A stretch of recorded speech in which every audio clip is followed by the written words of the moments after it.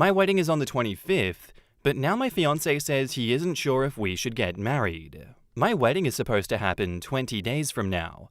However, my fiance says he's not sure if he can go through with it. I, female 28, have tried to help him, male 30, figure out if he's just having normal pre-wedding nerves or cold feet, but he says he doesn't know. He swears he's not having an affair or hiding anything from me, but he isn't sure if we should go through with the wedding. We have people coming from all over the province, but he's second-guessing getting married, and I'm not even sure what to do. We've been together for 4 years. We've lived together for 2 years and have been engaged for over a year. He's never displayed any problems with commitment. I've never had to give him any ultimatums or push him along when it comes to moving forward in our relationship. Up until 8 days ago, he was enthusiastic about our wedding and us looking for a house. We haven't had any other big changes to our lives or any bad news recently, so I don't know where his hesitation is coming from. No family problems either. Each of our families love the other and are excited about the wedding. I love him, and this is scaring me because he won't even tell me why he suddenly feels this way. The wedding is supposed to be on the 25th, and he's refusing to let me in or help him figure out his feelings. I don't even know what to do now. In the comments, Convivial Cat says, "If he won't talk to you or deal with this appropriately, then I think you should appreciate that he's showing you who he really is. If he is unable to be an adult about this issue, he will never be able to deal with much more difficult and serious issues that come up in married life. You are fortunate to learn this now instead of after you get married. It's time to tell him to get on the phone today and call both sets of your parents and tell them that he is canceling the wedding because he has decided that he is unsure about getting married and doesn't know why. I hope they aren't going to be out a lot of money. If they are, he needs to reimburse them. And don't you even think about making excuses for him. He's jerked you around long enough. Next, he needs to call each guest and tell them the same thing. These guests are spending time and money. He needs to give them as much advance notice as possible. He also needs to cancel all the vendors and pay for your personal out-of-pocket. This is on him for waiting way too long and not having any kind of explanation. Stop babying him. That time has passed. It's time to start mitigating the damages." OP replies, "I just want to clarify that there are no parents to call. Neither of us have any living parents. Also, no one else paid for our wedding. Him and I paid for everything ourselves. Apologies for any confusion. I didn't say anything about our parents or someone else paying for our wedding in my post, so I wanted to clarify. Thank you for replying." Good Narwhal says, "You do know that marrying someone who feels like this about their upcoming wedding is a terrible idea, right?" Jesus Christ, yeah, this is a terrible idea to get married to someone who brings that up 20 days before the wedding. I don't care what the YouTube comments have to say. I like that Reddit comment saying, "Make him cancel everything. Let him be the one to break the bad news to everyone, and let him be the one explaining why he is doing such." I don't see why you, OP, should be made to do any of that and do damage control on his behalf. By pulling out of the wedding, he's pulling out of this relationship. Like, let's just be honest. I know you love the man. I know you're going to marry this guy, but he's shown you that he's not who he is by doing this. And I say, have these deeper conversations with him. Make sure you're absolutely on the same level about this. Make him be completely honest and transparent that he's not just having anxiety, he's not just having a hot girl moment. And if it is true that he is serious about this, he has to be the one to break it to everyone. He started it, he finishes it. I think that's incredibly disrespectful for him to drag it this long, knowing that he didn't want to marry you. I think that's really messed up. And now, onto the update. My update is that I didn't get married. My relationship is over, and I'm blocking him and moving out tomorrow. I want to thank everyone who left supportive comments on my last post. They were appreciated. Whenever I asked him if he thought it was cold feet, did something happen, etc., he always just said he didn't know. We had guests driving from all over the province, so the day after my post, I told everyone that the wedding was postponed. Fortunately, anyone who isn't local was able to cancel their hotel reservations without penalty, and everyone got a refund from what they bought off the registry. I would have felt terrible if any of our guests had lost money over this. I suggested we go to counseling to figure this out. He agreed, but then on the day of our first appointment, he said he was fine to get married.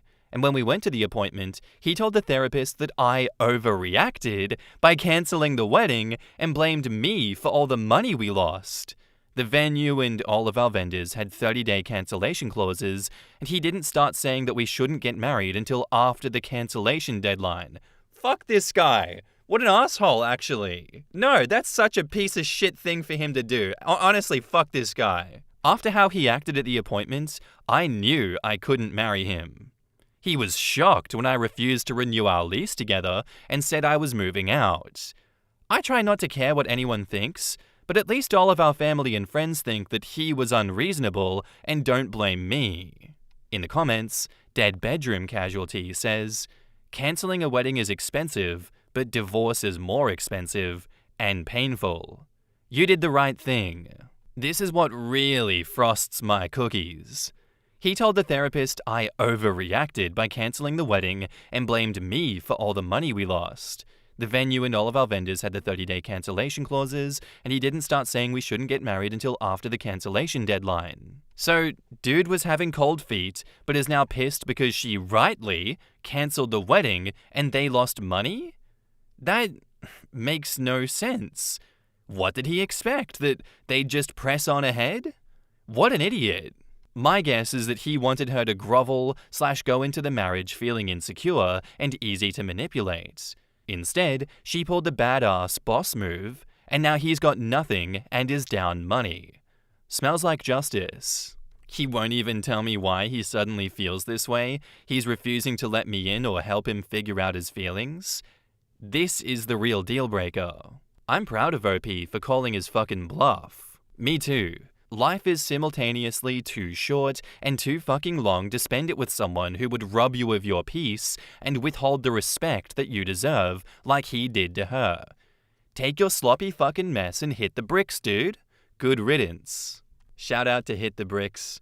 How a man can read so many pieces of paper in a car every day of these exact same stories. I need to go find him and do a collab sometime. That'd be so funny. Charlotte Lucas says, he expected the wedding to go forward, but then to have a, well, you knew I had doubts card to play to manipulate her later on if he proved to be a shitty husband.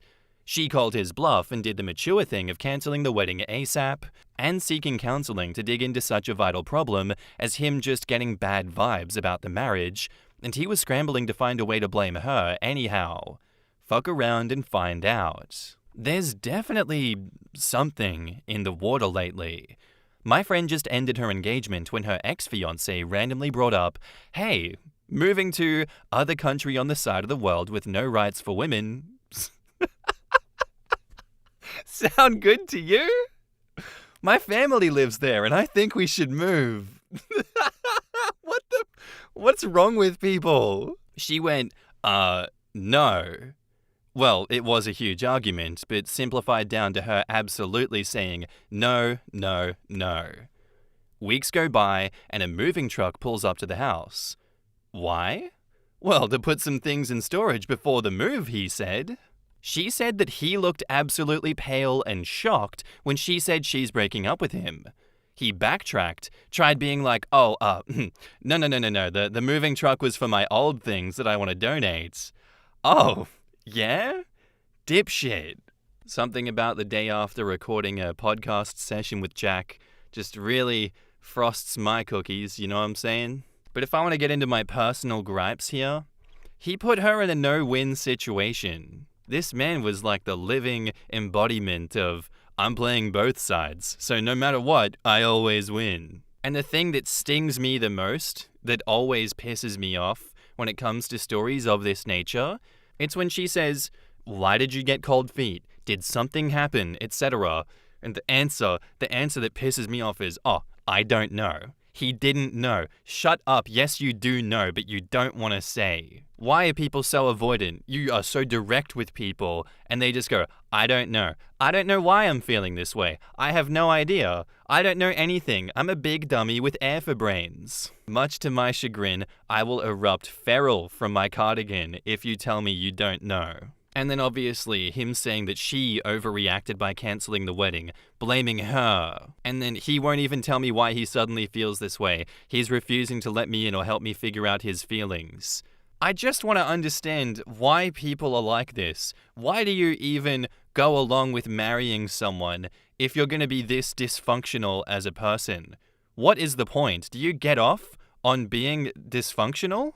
Do these people get off on playing games? Yeah, I'm so ready and committed to you to the point of marriage and connecting our lives entirely, but I don't trust you enough to tell you anything or give you an honest, straight answer, and I don't respect you enough to admit that I was the one wrong here, that I was the one causing problems. Actually, it's all your fault. You questioning my decisions? God, you, OP, you have some nerve, don't you, questioning my dysfunction.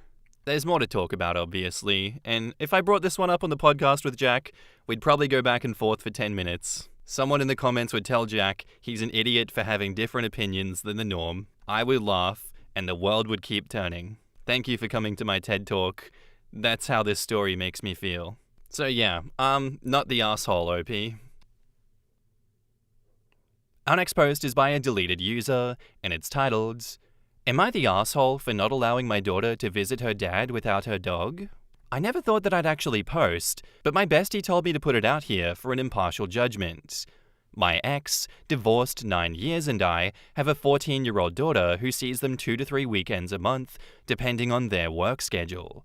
We have no official custody or visitation agreement in place. 3 months ago, my ex moved their girlfriend in after dating for 6 weeks. He says he's too old to do this silly dating thing. Wow, another shiny green flag. And has decided to move on full throttle with her. Okay, fine. His life. I've met her 3 times during drop-offs and she seemed fine. I remarried 3 years ago and we have all co-parented very well. Okay, now on to the issue. My daughter has a chronic disease and an extensively trained service dog because of this. She's a German Shepherd if that makes any difference. We got her approximately 8 months ago. She was nearly 20k, so it took a lot of financial finagling and research for my ex and my spouse and I to both find and purchase her. She has been a godsend. Before Sherry came along, my daughter had wicked anxiety about going anywhere, especially school or out in public. She is, of course, medicated, but has breakthrough episodes which her MD attributes to puberty. She is closely monitored, but she still has them. Before Sherry, she would refuse to go anywhere for days at a time, and we ended up having a tutor come in so that she could keep up with the schoolwork. I refused to completely homeschool her because I feel that if I did, she would withdraw from society completely. Enter Sherry, who has made a huge difference in her life. She goes everywhere with her, is a star at my daughter's high school, and my daughter has actually become almost extroverted. She's even joined theatre club and is currently attending a summer workshop on it. She says just knowing that Sherry is with her lessens her anxiety, as now she knows when something is going to happen, and that coming to with Sherry curled up next to her comforts her and makes her know that she is safe during them. Now the issue. Guess what girlfriend's name is? You guessed it. First, she demanded that we change the dog's name. I laughed and said that that was not an option. Again, highly trained dog. You just don't go around changing an animal's name anyway. And she's almost 3 years old. I told girlfriend if she didn't like sharing her name with the dog, she could change hers. That didn't go over well. Yesterday, my daughter came home crying, saying girlfriend is insisting that when daughter visits, Sherry should remain at home. I said absolutely not. I told my ex, and his reply was, daughter didn't have the dog for years and she was okay. She'll be okay now, I know what to do. I said that his knowing what to do wasn't the issue. I said that our daughter was not okay before. She was anxious, borderline agoraphobic, and miserable. He called me a drama queen and said that if she brings Sherry with her, then she can't come. I said fine, she won't be visiting. He said I was guilty of parental alienation and would be taking me to court if necessary, and I said, bring it on. My daughter is torn. She doesn't want to be without Sherry, but she also wants to visit her dad. So am I the asshole? In the comments, Secret Afternoon says, not the asshole. Would your ex insist that your daughter leave a prosthetic limb at home if his girlfriend didn't like it? I can't imagine any decent family court judge not telling this guy to go get his fucking priorities straight. And yes, I have heard a family court judge tell someone this. Ironically, because he prioritized his dogs over his kid. OP says, the kicker is that my ex is actually allergic to dogs. He's been getting shots and taking antihistamines so that he can deal with Sherry, and when her neurologist suggested looking into a service dog, he didn't blink. But girlfriend has to be coddled because of her name. Make it make sense. Jen says, not the asshole. And let the judge rake him over the coals in court. Sherry isn't a dog. She's a medical device. Would dad be allowed to leave an insulin pump or asthma inhaler at home because he knows what to do? No, he would not. Exactly. Frame it like that and see what he says. Human Sherry can get a nickname or something.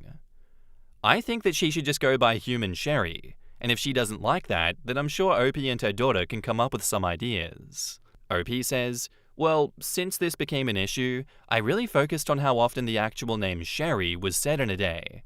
I mean, my daughter will say, come on girl, or my precious baby, and things like that instead of her name, so I really think girlfriend is just making a thing out of nothing to stir the pot. Maida G says, not the asshole. If I were you, I'd tell him that he either does the visits at his house or not at all. He's treating his own daughter like she's an inconvenience. He's choosing to get his dick wet over being a good dad. And OP replies, I don't want my daughter or Sherry at his house with girlfriend there. I don't trust her not to do something because she's furious about this post. My ex-sister-in-law kindly shared it with her. The darling. And my daughters say that she was already snarky to them before all of this happened. Oh man, I can see this update going as well as any update could possibly go. It's always so funny when people think that they can bring minor inconveniences to the family court and be taken seriously, as if the dog isn't a genuine medical device that he, before all of this, proved that he was willing to step up for, did not have a problem with, and went out of his way to medicate himself against whatever effects the dog had on him. But oh no, suddenly it's now a problem, and that he was never cool with it actually. Also, the projection is insane. Mr. Parental Alienator out here points fingers and says, no, actually, you're the one that's parental alienating. The parental alienation is strong on this side of the room. Not from my side of the room, actually. Mine's really chill. My side of the room's kind of like parental humaning. The direct opposite of aliening. I wonder how long it's going to take for him to realize that his girlfriend is going to cause him to lose custody of his children. Like, be so for real, man. She's getting directly in between your relationship with your kids.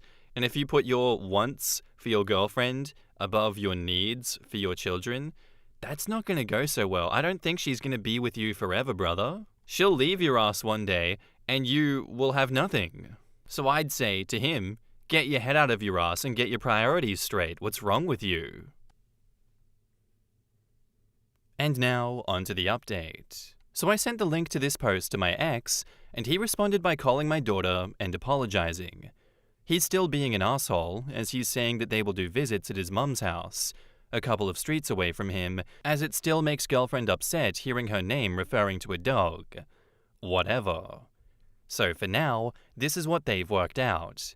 He's happy, daughter is happy, she told me she doesn't really like the girlfriend but has been polite, and Sherry stays where she belongs, with daughter. One thing I'd like to point out, girlfriend's name is spelled Cherie with a little accent over the last E and pronounced Cherie, whereas our girl is plain old Shery, like berry. So I think this was just girlfriends stirring the pot. Thank you all for helping me show X where his priorities should be. 1. I originally put her diagnoses and the purpose of Sherry in the post, but it was flagged and removed for seeing medical advice.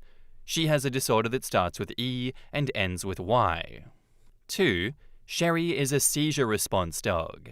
The fact she lessens my daughter's anxiety about not knowing when a seizure is coming on and having one in public is a huge bonus, but not the main purpose of Sherry's training. 3. For the idiot who told me Sherry couldn't be an actual service animal because real ones don't cost money, no? She went through a year and a half of training, and we could only afford her because my parents put a second mortgage on their house, and my ex, current spouse, and I all worked a second job until we had enough. We are not wealthy. I'm a CNA. My husband is a mechanic, and my ex manages a restaurant. We looked into organizations that subsidize the cost of a service animal, but the waiting lists were 3 years or more, and we needed a dog now. We had to drive halfway across the country to pick her up. All those saying she is a medical device are 100% spot on. 4. For now, my daughter is going to spend my ex's weekends with his mother, who loves Sherry as much as we do, and he's going to hang out with her there. He knows he's effed up. His mother and both his sisters have all torn him new ones, but it takes him time to admit when he's wrong because he's a stubborn son of a bitch. This post has opened his eyes, but it also ticked him off to no end being called out. Older daughter said that sister-in-law went over and told girlfriend off, but didn't provide details. And I'm really trying hard to be an adult and not pump her for more info. 5. For those saying he's going to be baby-trapped, he had a vasectomy, thank goodness. In the comments, Wakeful Dreamer says, so daughter and dad only see each other at grandma's house now, and this is expected to go on for how long? Daughter will always have the medical condition. Is this an acknowledgement that the girlfriend is a short-term thing? Or a naive belief that one's daughter and one's girlfriend can be mutually exclusive and separate parts of one's life? OP replies, I think he sees this as a compromise to get girlfriend off his back. My daughter loves staying with her grandma, and at this point, wants nothing to do with girlfriend. So she's very happy with the arrangement. And if I know my ex-mother-in-law, she's going to make him squirm every time he's over there. Appropriate Mind says, I'm baffled by the childish behavior of the girlfriend. It's not like you purposely named the dog with the same name. If I'm not mistaken, the dog came to you with that name. Not that it matters. I hate to say my opinion or to sound harsh, but your ex needs to prioritize his daughter, and although I'm not there in the same house, I can just imagine the manipulation of the girlfriend that goes on in that house. The moment a new partner starts to try and establish dominance or some sense of hierarchy, I think a relationship is going to suffer. OP replies, she did come with that name, and we were advised not to change it by the trainer. X knows this. X also knows that the trainer stated that Sherry should not go extended periods, or even frequent short periods away from daughter, as it will not only cause her anxiety, since my daughter is her reason to be, in their words, as well as possibly affect her training. He's just currently an idiot in the midst of a mid-late life crisis. Someone else says, also, what the asshole doesn't understand is that the stress is a major trigger for her illness. Not having her there could set off episodes, and what is he going to do if he steps out for something? Does this girlfriend know what to do if she has an episode? Can you be sure that she would even help the daughter if she had one, seeing as there is animosity between them over her support animal's name?